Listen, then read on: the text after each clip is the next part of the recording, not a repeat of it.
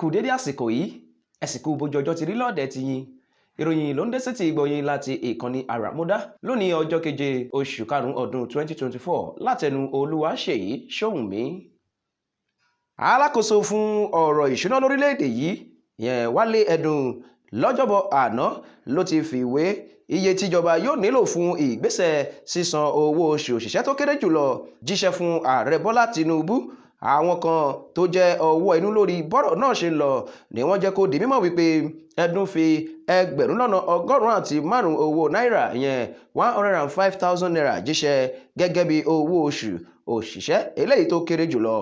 Ìròyìn wá sọ di mímọ̀ wípé bó tilẹ̀ jẹ́ wípé ìjọba ti ṣèlérí wípé àwọn yóò jẹ́ kí owó oṣù náà kọjá ẹgbẹ̀rún lọ́nà ọgọ́ta náírà sókè $60,000.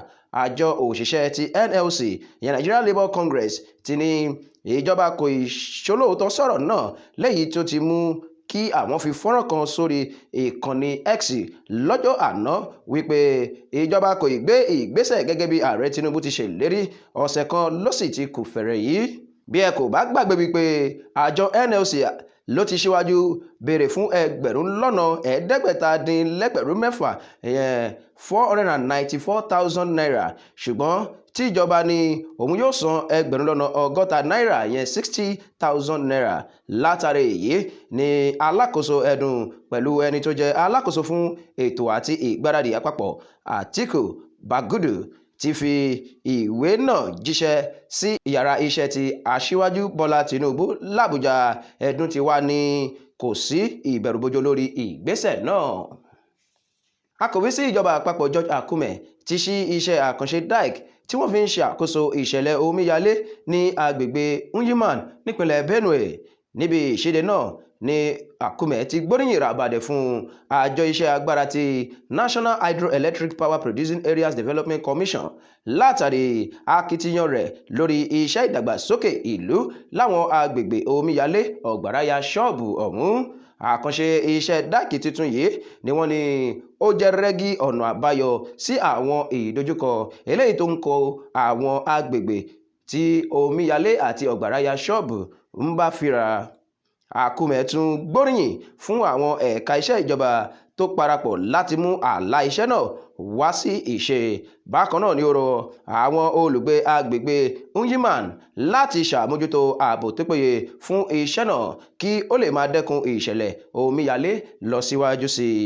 Ẹ̀wẹ̀, ìròyìn sọ di mímọ̀ wípé irúfẹ́ àkànṣe iṣẹ́ yìí ni ìjọba ìpínlẹ̀ Kogi pàápàá ṣẹ̀ṣẹ̀ parí tí wọ́n sì tún péya mọ́ ìtẹ̀síwájú láwọn agbègbè mìíràn.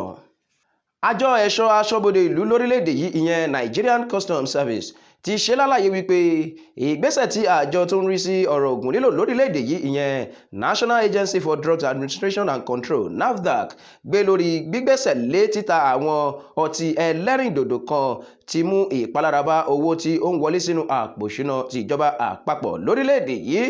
Adarí àgbà fún àjọ custom Adéwálé Adéníyì ló sọ ọ́ di mímọ̀ níbi ìpàdé àwọn ìgbìmọ̀ tó ń ṣàmójútó bówó ṣe ń wọlé láwọn ẹ̀ka iṣẹ́ ìjọba kákàkiri ilẹ̀ wa ní ọjọ́bọ̀ àná.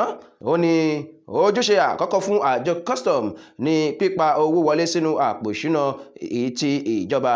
Ó wá ṣe lálàyé wípé àwọn ti ṣe àlàkalẹ̀ ìlépa wọn fún ọdún 2024 yìí èyí tó jẹ́ tírílíọ̀nù 5 lówó náírà $5.079 trillion àti irinwó-lé-ní péréte bílíọ̀nù náírà olóṣooṣù $423 billion tóun ti bílíọ̀nù kan gbéra díẹ̀ ní owó náírà ilẹ̀ wa $1.369 billion fún olóṣù mẹ́rin nínú ọdún. Ó ní àjọ custom ti gba ẹ̀ẹ́dẹ́gbẹ̀ta-dín-méjìlélọ́gbọ̀n 468 àwọn ẹrù tí iye owó rẹ̀ tó tírílíọ̀nù méjì-dín-ní péréte $1.9 trillion léyìí tó jẹ́ wípé ọ̀pọ̀lọpọ̀ lára àwọn ẹrù tí wọ́n gbà yìí ló jẹ́ ọtí ẹlẹ́rìndòdò ṣùgbọ́n látìgbà tí àjọ NAFDAC ti gbẹ́sẹ̀ lé títa àwọn ẹlẹ́rìndòdò kan ní owó tí àjọ custom ń pa wọlé sínú àpò ìṣúná ìjọba àpapọ̀ ti dínkù. Ó wá rọ àjọ NAFDAC láti yẹ ọ̀rọ̀ náà wò dáradára kí wọ́n tó dá títa àwọn ọjà kan dúró pàápàá jùlọ àwọn tí ó bá mú wọlé fún ìjọba àpapọ̀.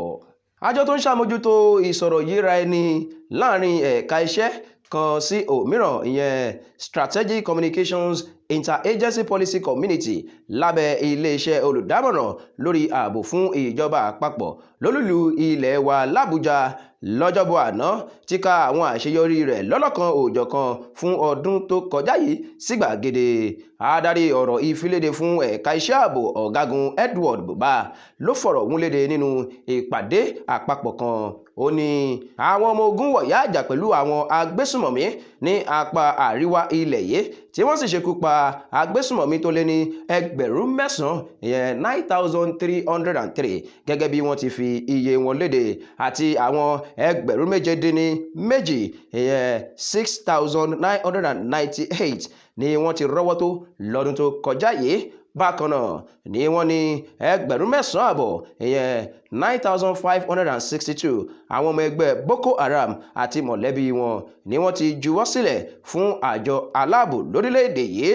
Buba tún ṣàfikún rẹ̀ wípé 4,500 lé péréte ìyẹn 4,641 àwọn tí agbésùmọ̀mí ti fi sí àhámọ́ wọn làwọn ti tú sílẹ̀, tí àwọn sì tún rọ́wọ́ tó àwọn afurasí olè agbépo tí iye owó rẹ̀ lé ní bílíọ̀nù 1,90 ìyẹn 91.2 billion naira. Àwọn tí wọ́n ní wọ́n ń lọ bí 1,500 ìyẹn 1,437 níye. Buba ní pẹ̀lú àwọn àṣeyọrí mìíràn làwọn àjọ ààbò káàkiri ilẹ̀ wa ti ṣe lọ́dún tó kọjá yìí. Tọ́ ará mọ̀ọ́dé mọ̀ọ́gẹ̀ ìpéǹpéjú báyìí làlàfìlà tó bá kọjá ìpéǹpéjú jòdè bàbá ṣé ò sí nǹkan. Kò ní jù báyìí lọ fún ìròyìn wa láti ìkànnì àràmọ̀dá fún ti sáà yìí.